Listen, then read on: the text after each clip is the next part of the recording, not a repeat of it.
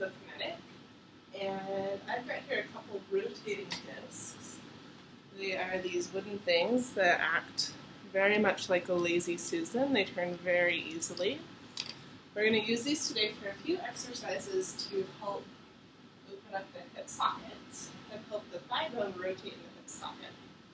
If you're using these for the first time, definitely I would start with your hands on a wall in front of you or a big piece of furniture for balance. For demo purposes, I'm just going to risk it and climb on up here. So we're going to start putting the feet right on the center of the discs. And then just taking a moment there to kind of relax and let the body land where it lands. So at this moment, I'm not trying to fix my posture or to put my feet in any certain position. I'm just kind of letting them do what they want to do, which is apparently go to the right. So that's my tendency. My pelvis turns this way, my feet tend to like to go like that. And I'm just kind of noticing that I'm going to square my feet off. Take one hand to the low belly, the back of the hand to the sacrum, and I'm feeling the abdominals draw in away from my hand and lift up towards the ribs so that the sacrum can feel like it's dropping straight down towards my heels. I'll show that facing this way, so you'd be standing on the discs, but just trying to feel that abdominal support in the front and the sacrum coming down. We're not tucking under, but we're also making sure we're not in a sway back. Going to a stacked neutral pelvis up on your discs.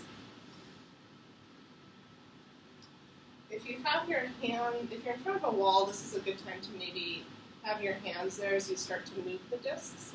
If you feel really balanced, I like this hand position to feel what's going on in your pelvis. And we're just going to start turning the discs out and turning them in.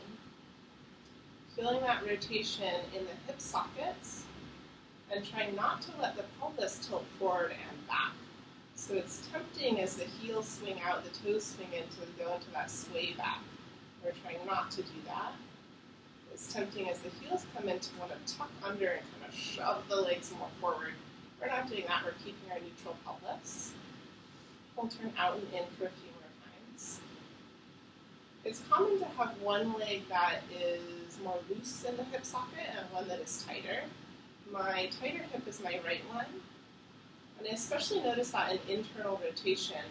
My right heel takes a little more effort for me to really spiral that thigh out, or my left one just kind of goes. So just taking note of that as you do a couple more. Is there a side that feels tighter, or looser, stickier? And then we'll come to toes forward. I'm going to go into what I've been calling walk like an Egyptian. So we're going to turn the toes to the side, and I'm trying to line my feet up. Often the back foot will stay a little bit turned out, so trying to swing that heel around. Here's where you want your wall. Turning the toes to the other side. Oh, I need a wall. Trying to line your feet up. We'll go back and forth a few times like that. This always makes me feel like I'm a mannequin, and I'm like in a shop window. It's really fun. And as you go through that, my right hip was tighter earlier, and I'm noticing here it's wanting to stop a little bit turned out, so I'm going to work on swinging the heel around, bringing it to parallel. That's wanting to make me dump into my sway back, so working the core to correct that. Switching to go the other way. And if you're anything like me, you could just really do this all day and have a lot of fun. So I'll leave you guys to it. Have fun on your rotating discs.